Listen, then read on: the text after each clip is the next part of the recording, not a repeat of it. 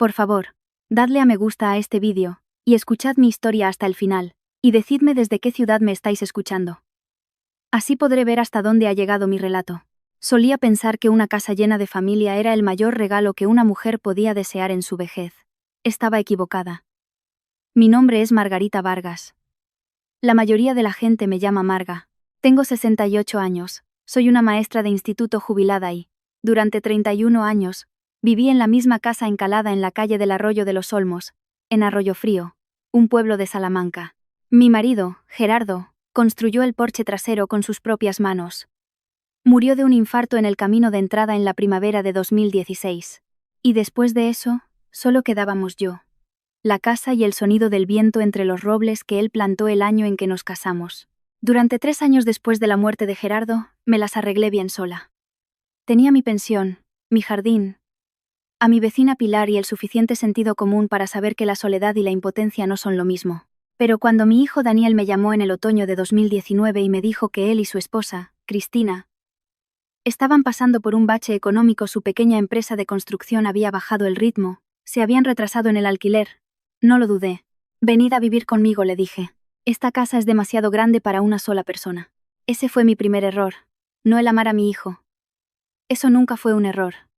El error fue no hacer más preguntas sobre Cristina. Llegó con la barbilla ya ligeramente levantada, como si el aire dentro de mi casa requiriera una evaluación antes de que ella decidiera respirarlo. Tenía 34 años, de rasgos afilados y con un talento para los cumplidos que, de alguna manera, te dejaban sintiéndote disminuida. «Qué lugar tan acogedor», dijo la primera tarde, mirando los techos de 4 metros de altura del salón. Sonreí y la llevé a la habitación de invitados, que yo había vuelto a pintar y amueblado con un colchón nuevo la semana antes de su llegada. En esos primeros meses, la situación fue manejable. Daniel me ayudaba con el jardín. Cristina contribuía a la compra a veces. Cenábamos juntos los domingos. Me decía a mí misma que estaba funcionando. Pero yo había sido maestra durante 34 años. Y los maestros aprenden a leer el ambiente. Para el segundo año, noté las pequeñas cosas. Cristina reorganizó mi cocina sin preguntar. Movió la fotografía de Gerardo de la repisa de la chimenea a un estante en el pasillo. Cuando la volví a poner en su sitio, la movió de nuevo. Se refería a la casa como nuestro sitio. Cuando hablaba por teléfono con sus amigas, se quejaba de mis costumbres con la televisión, de los olores de mi cocina, de la hora a la que me despertaba. Siempre había sido un alma buena.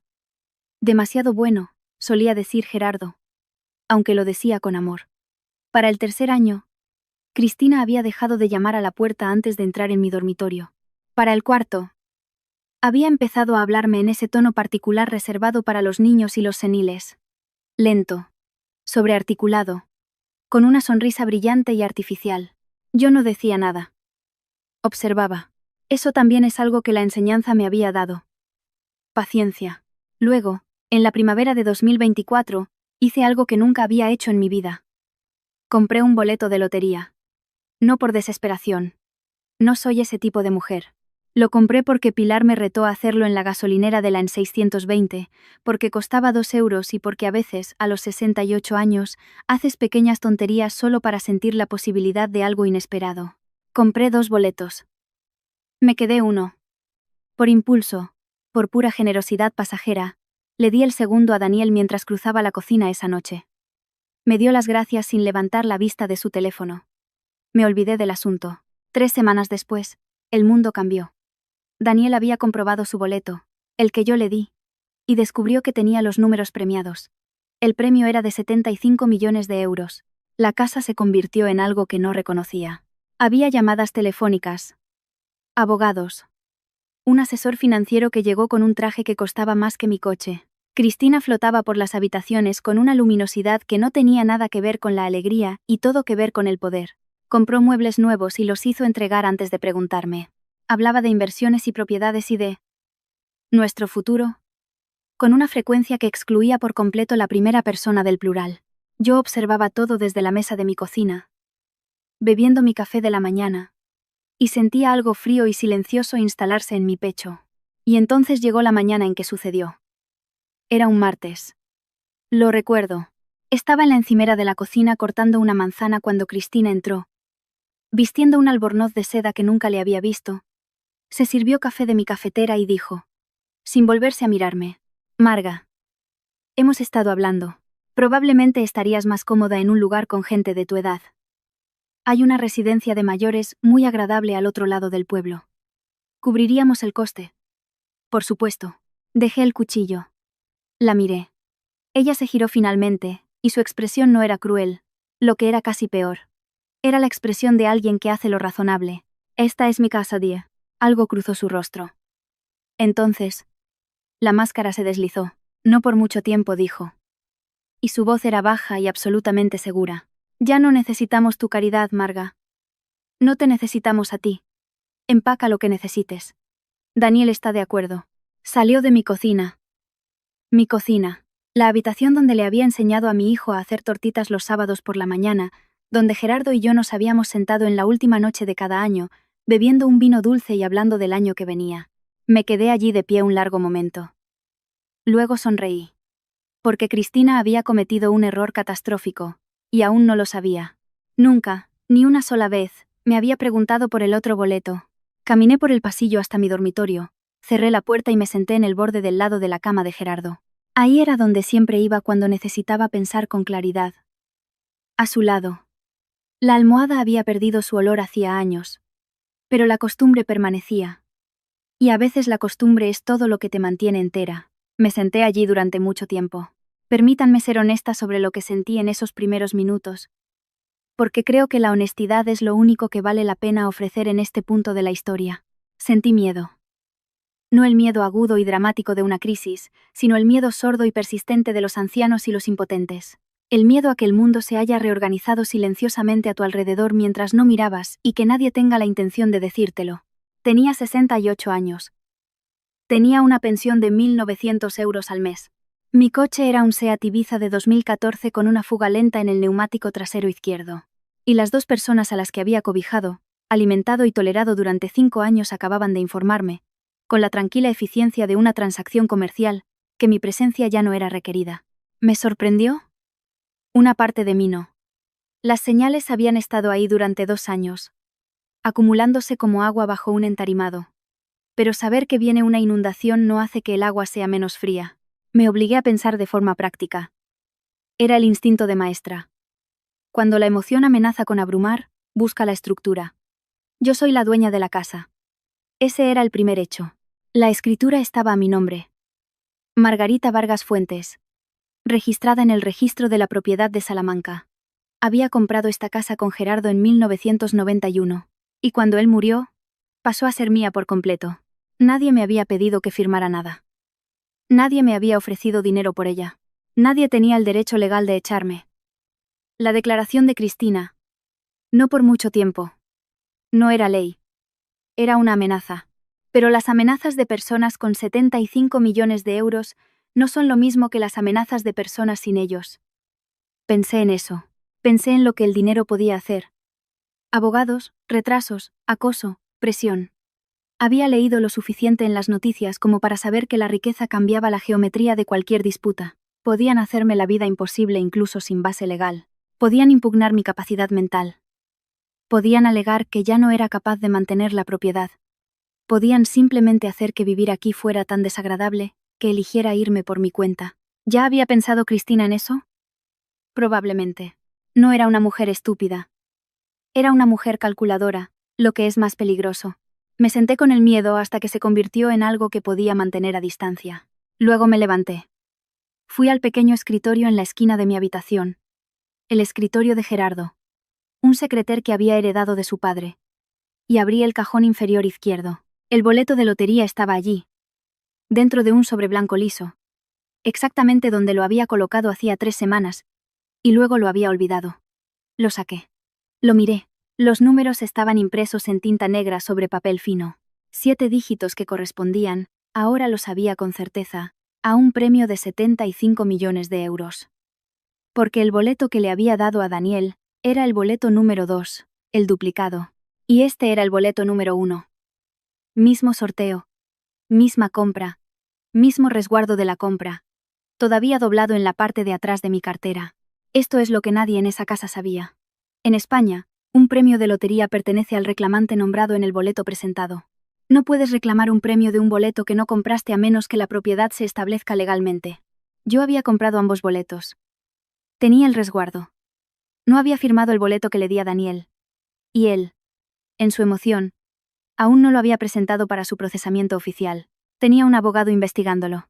Eso lo había oído a través de la pared. Lo que significaba que todavía había tiempo. Sabía que necesitaba ayuda. No de la familia. La familia acababa de demostrar su valor. Necesitaba a alguien con conocimientos legales y sin interés en ser cortés sobre lo que estaba enfrentando. Cogí el teléfono y llamé a Pilar. Pilar Calvo había sido mi vecina durante 22 años y mi amiga más cercana durante la mayor parte de ellos. Tenía 71 años. Conducía una furgoneta. Cultivaba tomates que hacían que los míos parecieran una disculpa. Y no tenía paciencia para tonterías de ningún tipo, contestó al segundo chimbrazo. Marga, nunca llamas antes del mediodía a menos que algo vaya mal. Algo va mal, Die. Le conté todo. El boleto. La escena en la cocina. Las palabras de Cristina. Los 75 millones. Mi boleto en el cajón inferior. Hablé con firmeza, sin dramatismo, de la manera en que había aprendido a informar de cosas difíciles a los padres en las reuniones escolares. Cuando terminé, Pilar se quedó en silencio por un momento. Luego dijo, ¿tienes abogado? No desde que firmamos la hipoteca de la casa en el 91. Mi sobrino David se dedica al derecho de familia y de propiedad en Salamanca. Es bueno y no pierde el tiempo. ¿Puedo llamarlo hoy? Sí, dije. No le digas nada a Daniel ni a Cristina, dijo Pilar. Ni una palabra. Si te preguntan a dónde vas o con quién hablas, estás visitando a una amiga o haciendo recados. ¿Puedes hacer eso? Di clases en el instituto durante 34 años, dije. Puedo guardarle un secreto a una treintañera. Pilar se rió. Y por primera vez desde esa mañana, algo en mi pecho se aflojó ligeramente. El plan era simple en esta etapa. Apenas un plan. Solo una dirección. Encontrar un abogado. Establecer lo que realmente poseía y qué derechos tenía. Luego, determinar la pregunta que había estado dando vueltas en mi mente desde que miré ese boleto. ¿Era demasiado tarde para actuar? ¿O todavía había tiempo para cambiar lo que estaba a punto de suceder? Guardé el boleto de nuevo en el sobre. Puse el sobre en el bolsillo de mi abrigo. Fui al baño. Me lavé la cara con agua fría. Me miré en el espejo un largo momento. Nunca había sido una mujer que necesitara ser rescatada. No tenía la intención de empezar ahora. 2 días después, conduje hasta Salamanca. Le dije a Cristina que iba a visitar a una antigua colega de mis años de enseñanza. Lo que se acercaba lo suficiente a la verdad como para no sentir una culpa particular. Ella no me presionó. Estaba en una videollamada con un agente inmobiliario cuando me fui, recorriendo visitas virtuales de propiedades que sospechaba que ya imaginaba como suyas. Daniel estaba en el garaje. Levantó 2 dedos a modo de saludo mientras salía marcha atrás por el camino de entrada. Le devolví el saludo. El viaje a Salamanca fue de 1 hora y 20 minutos por la autovía. Escuché un programa de Radio Nacional sobre aves migratorias y, durante tramos de la carretera, me sentí casi en paz. El sobrino de Pilar, David Calvo, tenía su oficina en el 4º piso de un edificio modesto cerca del centro histórico. Tenía 39 años. Era metódico, con la calma particular de un hombre que había escuchado muchas versiones de crisis familiares y ya no se sorprendía por ninguna de ellas. Me ofreció un café. Y acepté. Y luego puse el boleto de lotería en su escritorio junto con el resguardo de la gasolinera. Y le expliqué la situación sin editorializar. Examinó ambos artículos cuidadosamente. Hizo varias preguntas. ¿Cuándo había comprado los boletos? ¿Había firmado alguno de los boletos? ¿Había firmado Daniel el boleto en su poder? ¿Se había presentado alguna reclamación formal ante Loterías y Apuestas del Estado? Respondí a cada pregunta en orden. No, no había firmado ningún boleto. Aún no se había presentado ninguna reclamación. El abogado de Daniel todavía estaba preparando la documentación, pendiente del asesoramiento financiero sobre la estructura fiscal. David se quedó en silencio por un momento, estudiando el resguardo. Este resguardo muestra 2 boletos comprados en secuencia, dijo. Con tu tarjeta. Levantó la vista hacia mí. Podrías establecer la procedencia de la compra. En España, los boletos de lotería sin firmar son legalmente instrumentos al portador, lo que significa que la propiedad se basa en la posesión y la prueba de compra. Pero le diste voluntariamente un boleto a tu hijo. Eso complica las cosas. ¿Elimina mi reclamación? Pregunté. No necesariamente. Le diste un boleto como regalo. Pero el regalo del boleto físico y el regalo de las ganancias asociadas a él son dos cuestiones legales diferentes, especialmente si el boleto fue comprado con tus fondos y no existe documentación de la transferencia del interés beneficiario. Hizo una pausa. El problema más inmediato es este. Si él presenta ese boleto para una reclamación de premio antes de que tomes medidas legales, el organismo lo procesará y el dinero se moverá. Una vez que eso suceda, la recuperación se vuelve exponencialmente más difícil. ¿Cuánto tiempo antes de que puedan presentarlo? Las reclamaciones de premios de esta magnitud requieren la presentación del boleto original y la verificación de identidad. Su abogado necesita completar primero la estructuración fiscal, lo que suele llevar de 2 a 3 semanas en casos como este. Supongo que tienes 10 días, posiblemente 2 semanas, antes de que lo presenten. 10 días. ¿Qué hago? David dejó su bolígrafo. Primero, redacto un aviso legal, una carta afirmando tu interés de propiedad en el boleto y notificando a Loterías y Apuestas del Estado de una reclamación en disputa. Esto no congela el premio, pero crea un registro oficial antes de que se presente cualquier reclamación. Segundo, documentamos todo. El resguardo de la compra, el extracto de tu cuenta bancaria que muestra la transacción con tarjeta, una declaración jurada tuya sobre las circunstancias. Me miró con atención. Esto no será invisible. Cuando reciban el aviso, Daniel y Cristina lo sabrán. Lo sé, dije. ¿Estás preparada para eso? Miré el boleto sobre su escritorio. 2 euros de papel fino que, de alguna manera, se habían convertido en el eje alrededor del cual giraba todo en mi vida. Pensé en el porche de Gerardo. Pensé en Cristina, moviendo su fotografía. Pensé en el tono particular de su voz. No te necesitamos, sí dije. Estoy preparada. David comenzó a teclear. Buscó el protocolo de notificación de disputas de Loterías y Apuestas del Estado. Y me lo explicó. Me mostró el formulario utilizado para afirmar una reclamación de propiedad competidora antes de la presentación oficial del premio. Explicó que un aviso presentado con antelación creaba un rastro legal en papel que requeriría que el organismo reconociera la disputa antes de liberar los fondos. No era una garantía. Era una bandera plantada en el suelo. Luego me mostró algo más. Algo que hizo que la habitación se sintiera muy silenciosa. Había buscado en la base de datos de registros públicos del organismo mientras hablábamos. El abogado de Daniel había presentado un registro preliminar de intención de reclamar, un paso procesal estándar, 48 horas antes. Ya habían empezado. Se están moviendo más rápido de lo esperado, dijo David. Cristina, dije simplemente. Él asintió.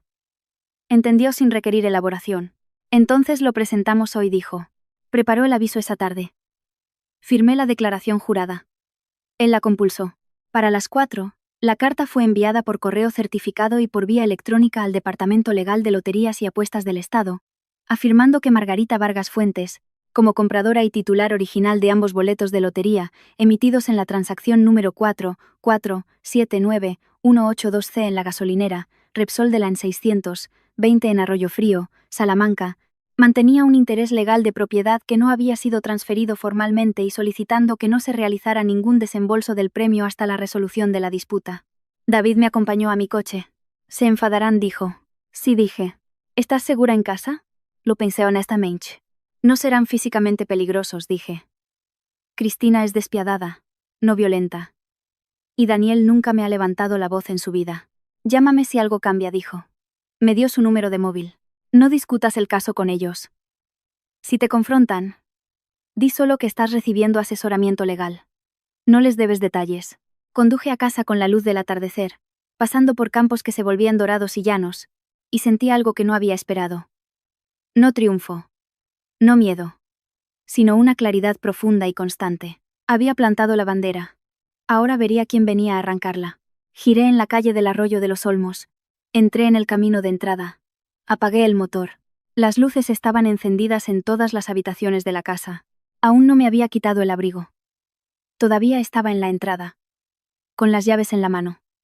Cuando Cristina apareció al final del pasillo, sostenía su teléfono y su expresión era del tipo que ha superado la ira para llegar a algo más frío y deliberado. Tenemos que hablar, dijo. Daniel apareció detrás de ella un momento después. Tenía la misma expresión que de niño cuando había roto algo. No tanto culpable como asustado de lo que vendría después. Colgué mi abrigo. Puse mis llaves en el gancho que Gerardo había instalado junto a la puerta en 1994. Luego me giré. Entré en el salón y me senté en mi sillón. El sillón de Gerardo, verde oscuro, que Cristina había intentado reemplazar 2 veces con algo más moderno. Y los miré a ambos y dije: de acuerdo. Cristina se sentó en el borde del sofá. Daniel se quedó cerca de la ventana. No podía sostenerme la mirada. Hemos recibido una llamada de nuestro abogado esta tarde, dijo Cristina. Su voz era controlada, como siempre lo era, cuando se esforzaba más por mantener la compostura. Aparentemente, Loterías y Apuestas del Estado recibió un aviso legal reclamando un interés de propiedad competidor en el boleto de Daniel. Hizo una pausa. ¿A tu nombre? Sí, dije.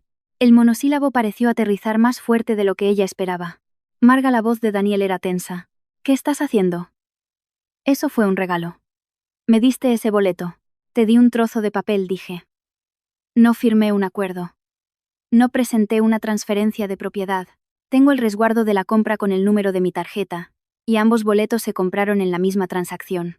Así no funcionan los regalos, dijo Cristina. Así es exactamente como funcionan los instrumentos al portador según la ley española, dije. David me había dado esas palabras específicamente. Las había practicado en el coche. La mandíbula de Cristina se tensó. Esto es una artimaña legal. Estás intentando robar un dinero que nos pertenece. La miré. Hace 2 días me dijiste que empacara mis cosas y me fuera de mi propia casa, dije. Dijiste que no necesitabas mi caridad. Así que decidí seguir tu consejo y dejar de ser caritativa. Silencio. Entonces Cristina se inclinó hacia adelante. Su voz bajó a un registro que no le había oído antes. No era exactamente una amenaza, pero tenía su forma. Marga, no tienes idea de lo que estás empezando. Ahora tenemos recursos. Podemos enredar esto en litigios durante años. Podemos presentar una contrademanda. Podemos impugnar tu competencia cognitiva. A tu edad, a un juez podría interesarle mucho si eres capaz de tomar decisiones legales sensatas. Dejó que eso calara. O podemos hacer que esto desaparezca silenciosamente ahora mismo. Retiras el aviso. Te damos una asignación generosa, y te quedas en la casa todo el tiempo que quieras. Cómoda, cuidada. La habitación estaba en silencio. Afuera, un coche pasó por la calle del Arroyo de los Olmos. Pensé en la palabra cómoda. Pensé en lo que significaría aceptar dinero de Cristina, convertirme en una dependiente en mi propia casa, tolerada, mantenida, guardada. La asignación sería una correa. La amabilidad sería una actuación. Y la primera vez que no estuviera de acuerdo con ella en algo, sentiría la longitud de la cadena. No die. Mamá. Daniel se alejó de la ventana. Su voz se quebró ligeramente. Por favor. Esta es nuestra familia. Esto no vale la pena. Estuviste en esta cocina hace 2 días, dije en voz baja. Mientras tu esposa me decía que me fuera a una residencia. No dijiste nada. Estuviste de acuerdo. Lo miré fijamente. Ya no sé qué es esta familia, Daniel. Pero sé que es esta casa. Es mía. Cristina se levantó. Por un momento, pensé que podría decir algo honesto, que podría abandonar la arquitectura de la compostura y hablar con franqueza, pero en su lugar, enderezó los hombros y dijo: «Te arrepentirás de esto». Y salió de la habitación. Daniel. Se quedó. Me pareció viejo en ese momento, de una manera que no había visto antes, cansado y atrapado entre 2 lealtades y no lo suficientemente valiente como para honrar ninguna de las 2 limpiamente. Lo siento, dijo. No estaba segura de por qué se disculpaba. Buenas noches. Daniel, dije. Subió las escaleras. Me quedé sentada en el sillón de Gerardo durante mucho tiempo después de eso, sin moverme. La amenaza sobre la competencia cognitiva había sido diseñada para asustarme. Y lo había conseguido un poco. Ese era el tipo de amenaza más insidioso. El que usa tus propias vulnerabilidades en tu contra. Tenía 68 años. Vivía sola en mis rutinas. Era excéntrica, como las personas que han dejado de editarse para la compañía. Un abogado astuto con el enfoque adecuado podría sembrar la duda, pero la duda no es evidencia. Y yo tenía un resguardo. Un extracto bancario. Una declaración jurada compulsada y a David Calvo. Durante los siguientes 3 días, me permití descansar. Dormí. Leí.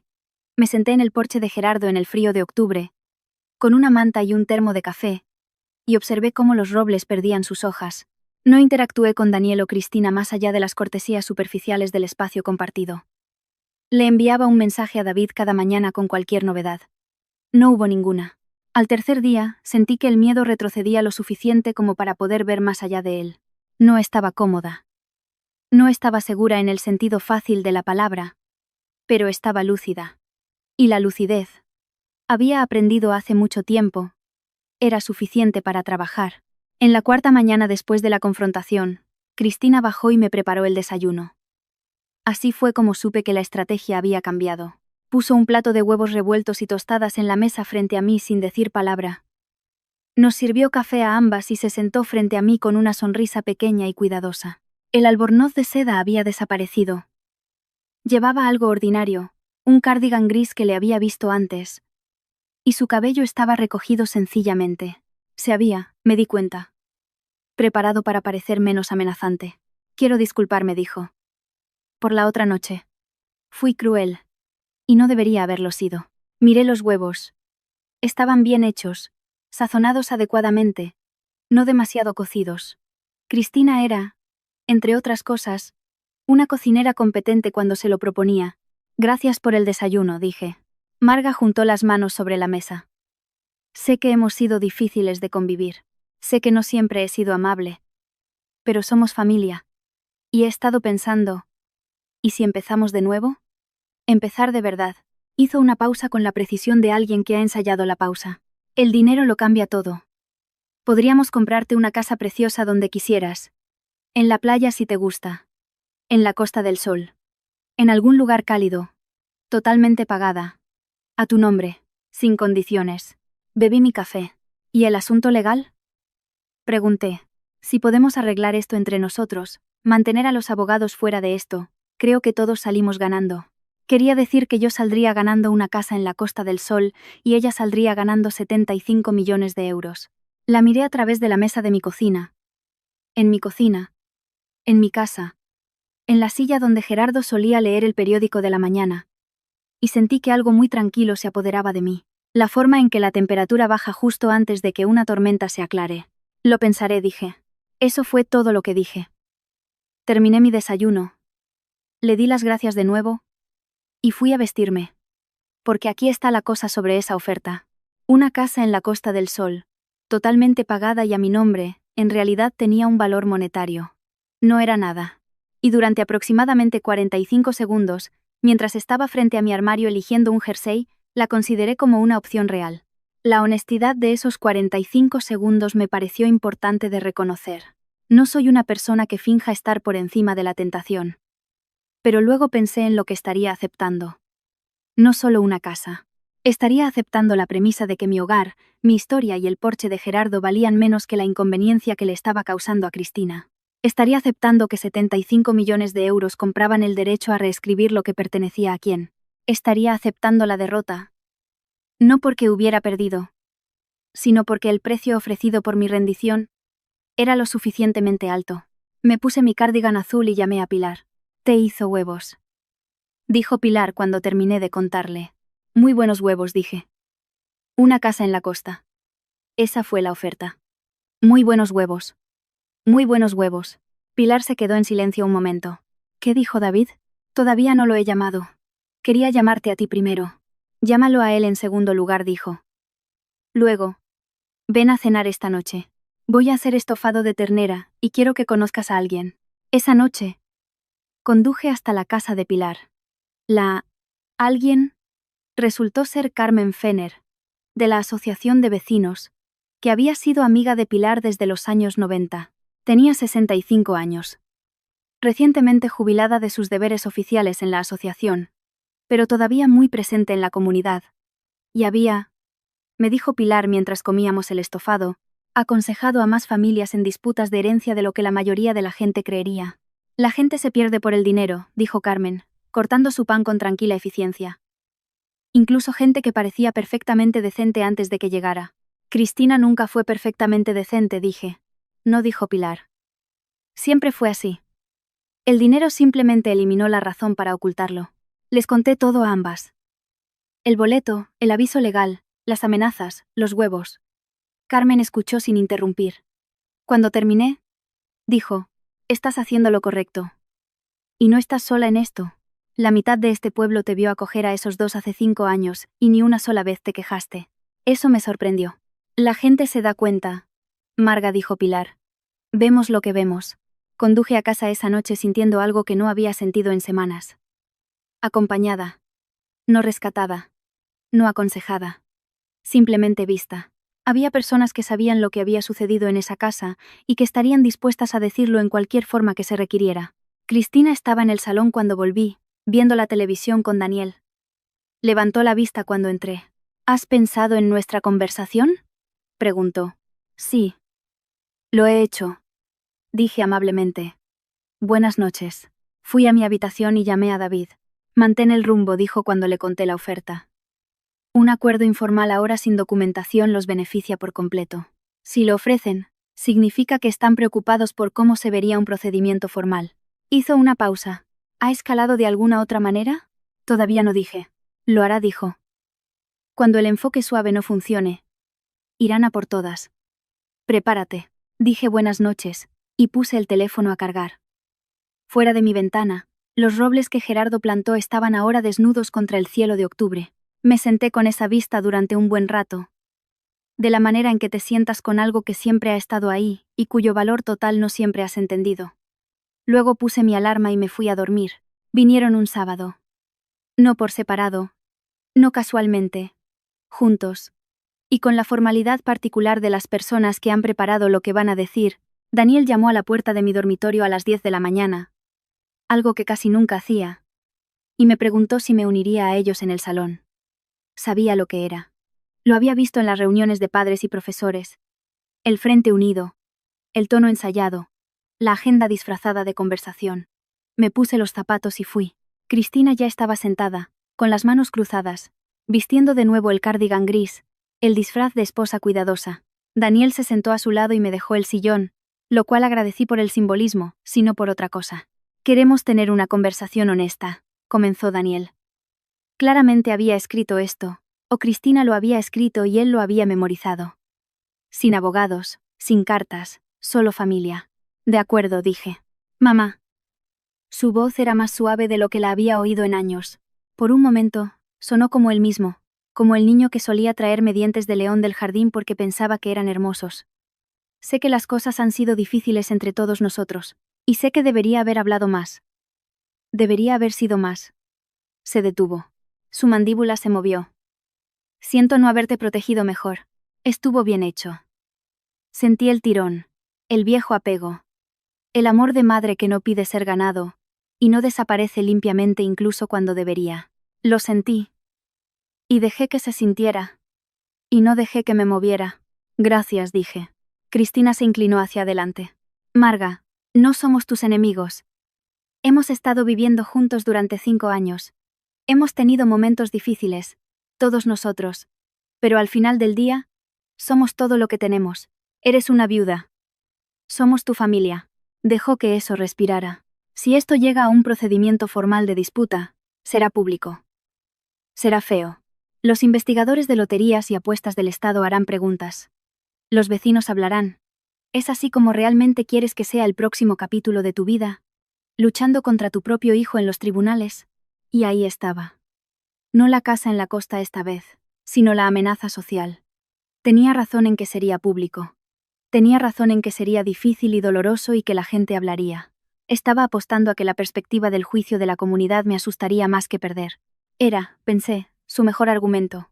Le concedí eso. Dijiste que no tenía más familia que vosotros, dije lentamente, mirando a Cristina. Dijiste que el pueblo hablaría, pero también me dijiste muy recientemente que debía dejar esta casa e ir a un lugar con gente de mi edad. Me dijiste que no me necesitabas. Hice una pausa. ¿Cuál de las dos es?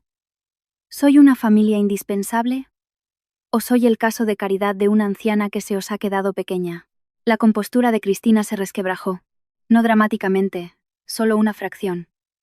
La forma en que una superficie cuidadosamente dispuesta se mueve cuando algo debajo de ella se agita. Eso no es justo, dijo Daniel. ¿No lo es? Lo miré. Daniel, ¿estuviste o no en la cocina y estuviste de acuerdo con tu esposa cuando me dijo que me fuera? No respondió. No estoy enfadada contigo, dije. Y lo decía en serio. Realmente no lo estaba. Pero quiero que entiendas por qué estoy haciendo esto. No es por el dinero. Es por el hecho de que, aparentemente, Necesitaba tener dinero para que mi derecho a vivir en mi propia casa fuera tomado en serio. Mi voz se mantuvo firme. Esa es la conversación honesta, si es que la estamos teniendo. La habitación estaba muy silenciosa. Entonces Cristina se levantó. El disfraz de esposa cuidadosa había desaparecido. Su voz, cuando habló, era cortante y afilada. Estás cometiendo un error muy grave. David Calvo es un abogado de pueblo llevando un caso que involucrará a equipos de personas con considerablemente más recursos. Documentarán cada excentricidad, cada lapso, cada... Se detuvo. Estamos tratando de darte una salida digna. Después del sábado, esa oferta desaparece. Gracias por hacérmelo saber, dije. Ella salió. Sus pasos en las escaleras eran rápidos y duros. Daniel se levantó. Me miró con algo que podría haber sido admiración y podría haber sido pena, y podría haber sido ambas cosas. No se detendrá, dijo en voz baja. Quiero que sepas que cuando Cristina decide algo, no se detiene. Yo tampoco, dije. Se fue. Me quedé sola en el salón por un tiempo.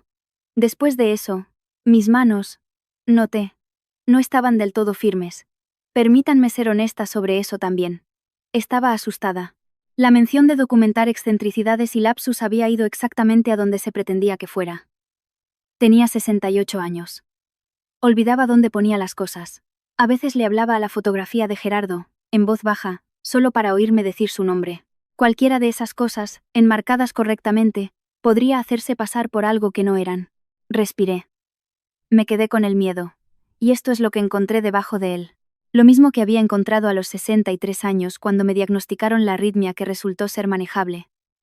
Y a los 44 cuando Daniel tuvo el accidente que resultó no ser grave. Y a los 57 cuando Gerardo se desplomó en el camino de entrada. Encontré el lugar en mí misma que siempre había continuado. Que siempre había puesto un pie delante del otro. Sin importar si el terreno por delante era seguro. Ese lugar todavía estaba allí. Saqué mi teléfono y le envié un mensaje a David. Han ofrecido un plazo. Sábado. Respondió en 10 minutos. Bien. Significa que temen los plazos del organismo. Mantén el rumbo. Te llamaré mañana. Dejé el teléfono. Miré la fotografía de Gerardo en la repisa de la chimenea. La había vuelto a poner en su sitio por tercera vez. Y Cristina no la había movido de nuevo. Él parecía, como siempre en esa fotografía, tranquilo y un poco divertido. Como si supiera algo que tú aún no habías descubierto. Lo sé, le dije a la fotografía. Estoy en ello.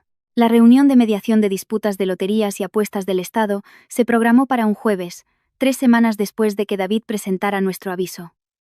No era un tribunal, era una sala de conferencias en el 7º piso de un edificio de oficinas del Estado en Salamanca.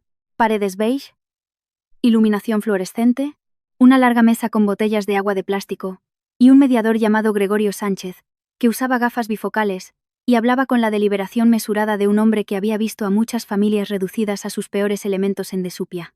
Mesas exactamente como esta. Daniel y Cristina llegaron con 2 abogados. Yo llegué con David. Cristina vestía formalmente con una chaqueta de color carbón, y se sentó con la postura de alguien que ya había decidido cómo terminaría esto. Daniel se sentó a su lado. Me miró una vez cuando entré. Y luego miró la mesa, y siguió mirando la mesa durante la mayor parte de lo que siguió. Gregorio Sánchez abrió el procedimiento explicando su propósito. Esto no era una audiencia judicial, sino un proceso formal de resolución de disputas, antes de que el organismo determinara cómo proceder con la reclamación del premio impugnada. Ambas partes presentarían sus posiciones. Se revisarían las pruebas documentales. El organismo tenía la autoridad para retrasar el desembolso pendiente de acciones legales adicionales o para establecer conclusiones provisionales que informarían los procedimientos judiciales posteriores.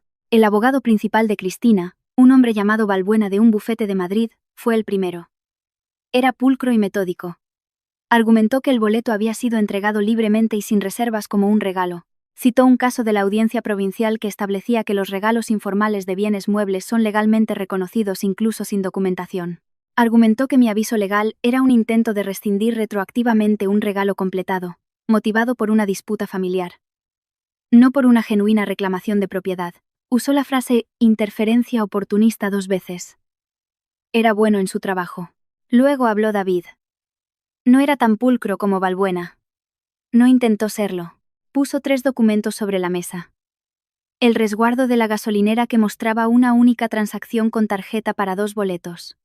mi extracto bancario confirmando el cargo a mi cuenta, y un resumen impreso de la regulación de loterías y apuestas del Estado, que establece que el derecho al premio para los boletos al portador requiere una prueba documentada de compra en ausencia de una transferencia firmada previamente. La señora Vargas compró ambos boletos, dijo David con su tarjeta en una sola transacción. No hay ningún documento firmado que transfiera la propiedad del boleto ganador a Daniel Vargas. No hay testigos de la transferencia. No hay ningún registro contemporáneo de ningún tipo que establezca que el interés beneficiario en las ganancias pasó del comprador al receptor. Hizo una pausa. El señor Vargas recibió un trozo de papel. No se ha establecido legalmente que ese trozo de papel sea un regalo de sus derechos financieros asociados.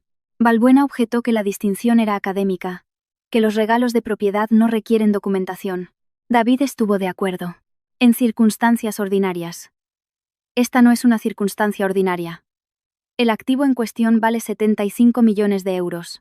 Las propias regulaciones del organismo requieren una evidencia clara de la procedencia de la compra en reclamaciones disputadas. La señora Vargas ha proporcionado esa evidencia. La parte contraria ha proporcionado testimonio. Gregorio Sánchez se quitó las gafas bifocales y las dejó sobre la mesa. Señora Vargas dijo, mirándome directamente por primera vez. En sus propias palabras. ¿Cuál fue su intención cuando le dio el boleto a su hijo? Todas las cabezas en la sala se giraron hacia mí. Había pensado en esta pregunta durante semanas. La había meditado cada mañana con mi café y cada noche antes de dormir. ¿Cuál había sido mi intención? Le había dado a Daniel un boleto de lotería por impulso. Descuidadamente. De la misma manera que le das a alguien un chicle. No había tenido la intención de darle 75 millones de euros porque los 75 millones de euros aún no existían. Le había dado un trozo de papel de 2 euros. Le di un boleto, dije. De la misma manera que podría darle a alguien una tarjeta de cumpleaños. No lo pensé. Ciertamente no pensé en los derechos de desembolso del premio porque, en el momento en que se lo di, el boleto valía 2 euros. Miré a Gregorio Sánchez fijamente. Si ese día le hubiera entregado 2 euros en efectivo en lugar de un boleto, y luego ese efectivo de alguna manera se hubiera convertido en 75 millones de euros, no creo que nadie en esta mesa argumentara que la transformación en el valor también formaba parte del regalo. Balbuena comenzó a objetar. Cristina le puso la mano en el brazo. Lo que significaba, para. Se inclinó hacia adelante. Fue entonces cuando cometió su error. Esto es absurdo, dijo. Su voz había perdido su distancia profesional. Ahora hablaba como ella misma, sin la arquitectura. Le dio el boleto. Él ganó. Fin de la historia. Está intentando robar a su propio hijo porque le pedimos que fuera realista sobre su situación de vida. Esto es rencor. Su voz se estaba elevando. Esto es el rencor de una vieja disfrazado de lenguaje legal y todo el mundo en esta sala lo sabe. La habitación se quedó en silencio. De la manera en que las habitaciones se quedan en silencio cuando alguien ha dicho precisamente lo incorrecto. Gregorio Sánchez se puso de nuevo las gafas bifocales. David no dijo nada. No lo necesitaba. Miré a Cristina al otro lado de la mesa. Su rostro estaba sonrojado. Su compostura, mantenida durante semanas a través de desayunos y actuaciones en el salón y disculpas ensayadas, había desaparecido. Lo que quedaba era lo que siempre había estado debajo. La convicción absoluta de que se le debía lo que quería.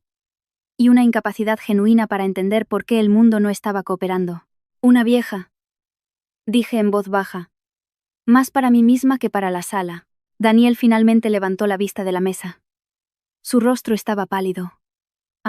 Balbuena pasó otros 40 minutos presentando argumentos, pero la forma de la cosa había cambiado. El mediador hizo varias preguntas de procedimiento. David las respondió. Firmé 2 documentos adicionales confirmando los detalles de mi cuenta y mi tarjeta. Gregorio Sánchez cerró la sesión, declarando que el organismo emitiría una conclusión formal en un plazo de 5 días hábiles. Y que el desembolso del premio permanecería suspendido hasta esa conclusión. Salimos al pasillo, luego al ascensor y luego al aparcamiento, donde el cielo de noviembre era plano y gris, y los árboles a lo largo del bulevar habían perdido todas sus hojas. Cristina pasó a mi lado sin hablar. Daniel se detuvo. Mamá dijo. Esperé. Parecía estar buscando algo. Una frase. Una postura. Algún arreglo de palabras que le permitiera estar en 2 lugares a la vez. No lo encontró. No sé cómo termina esto, dijo. Yo sí, dije suavemente. Me subí a mi coche. Me senté por un momento antes de arrancar el motor. No estaba triunfante. Todavía no. Pero estaba quieta. Y la quietud se sentía. por primera vez en semanas, como algo que me pertenecía por completo. David llamó un martes por la mañana, 5 días después de la audiencia. Estaba en el jardín, podando los tallos muertos de las equináceas. Hacía suficiente frío como para ver mi aliento. Me quité el gant y contesté.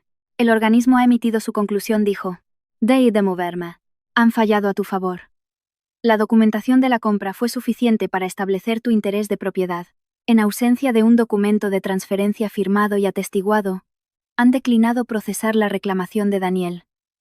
El premio sigue suspendido. Me quedé en mi jardín con los tallos de flores muertas en una mano y mi teléfono en la otra, y no dije nada por un momento. ¿Qué pasa ahora?, pregunté. Sus abogados les aconsejarán que una impugnación civil es posible, pero la conclusión del organismo se convierte en parte del expediente legal y crea una posición inicial muy desfavorable. Dada la declaración de Cristina registrada, hizo una pausa. Su arrebato en la sala de audiencias no les ayudó. Está en la transcripción. Lo sé, dije. Para reclamar el premio a tu nombre tendrás que presentar tu boleto sin demora. ¿Puedes venir a Salamanca esta semana? El jueves, dije. Presenté el boleto el jueves. El proceso de verificación duró 11 días. Durante esos 11 días, seguí viviendo en mi casa en la calle del Arroyo de los Olmos. Daniel y Cristina también siguieron viviendo allí. Nos cruzábamos en los pasillos. No comíamos juntos. La casa se sentía presurizada, como el aire dentro de un frasco sellado. Cristina no me dirigió la palabra en absoluto después de la audiencia. Descubrí, para mi propia sorpresa, que esto era preferible al acuerdo anterior. Daniel llamó a mi puerta una noche. ¿Hay algo que pueda hacer?, preguntó. No, dije. Pero gracias por preguntar. Cuando el organismo confirmó mi reclamación, me senté con una carta que David me había ayudado a preparar. Una notificación formal dando a Daniel y Cristina 60 días para desalojar la propiedad. Se la entregué en persona a cada uno de ellos en la cocina. Puse una copia frente a Cristina primero. La leyó sin expresión. Luego dijo, ¿de verdad vas a hacer esto? Sí, dije. Después de todo asentí. Se levantó y salió de la cocina. 30 minutos después, oí cómo sacaban maletas del armario de arriba. Daniel no leyó su copia. Solo me miró. Entiendo, dijo. Y quizás esta es la parte más complicada de la historia. Porque Daniel era mi hijo. Y no dejé de amar a mi hijo. Lo que dejé de hacer fue permitir que ese amor se usara como una puerta a través de la cual cosas que no eran amor pudieran entrar en mi hogar. Eso no es lo mismo. Se fueron en 3 semanas. Balbuena, el abogado de Madrid, se retiró del caso después de revisar las conclusiones del organismo y la transcripción grabada. Sin representación y sin una reclamación viable, la impugnación formal se desvaneció. La última mañana Daniel bajó con 2 maletas. Cristina ya había llevado sus cosas al coche. Se quedó en la entrada y miró el gancho en la pared, el suelo de baldosas, la escalera que había subido 10.000 veces. Esto es realmente un adiós, dijo. No tiene por qué serlo, dije. Pero es un adiós a esta versión. Sí, me abrazó. Sostuve a mi hijo por un momento. Y le devolví el abrazo. Y no lloré. Aunque estuve cerca. Luego recogió sus maletas y salió. Los vi alejarse en coche por la calle del Arroyo de los Olmos, pasando los robles de Gerardo, y doblando la curva donde la carretera giraba hacia el sur. Luego cerré la puerta, fui a la cocina, puse la tetera. Estaba sola en mi casa, y mi casa era mía. La primavera llegó temprano ese año. Lo noté primero en el jardín. Un verde tan tímido y pálido que tenías que mirar con atención para verlo. Brotando a través de la tierra fría a lo largo de la valla sur. 20 tulipanes en rojo y amarillo, y uno de un morado intenso que no recordaba haber elegido, pero que me alegró tener. Me quedé allí, con mi viejo abrigo, y sentí que algo se aflojaba en mi pecho que había estado tenso durante mucho tiempo. El premio, después de los impuestos estatales y federales, ascendió a aproximadamente 38 millones de euros. Mi asesora financiera Patricia Lobo me preguntó en nuestra primera reunión cómo quería que fuera mi vida en 5 años. Nadie me había preguntado eso en mucho tiempo. Me quedé con la casa. Hice reparar el porche trasero. Gerardo lo había construido y necesitaba atención desde hacía 3 años. Cuando el carpintero terminó, me senté allí con un café y leí durante 2 horas, y sentí algo muy cercano a la plenitud. Establecí un fondo de becas a través de los institutos de Salamanca. 3 becas anuales para estudiantes de último año que fueran a estudiar magisterio. Le puse el nombre de Gerardo. El director provincial lloró cuando se lo dije. Viajé. Pilar vino conmigo a Portugal en mayo. Caminamos por la costa. Comimos pan con aceite de oliva. Bebimos vino en una terraza sobre el mar. Pilar dijo que fue el mejor viaje de su vida.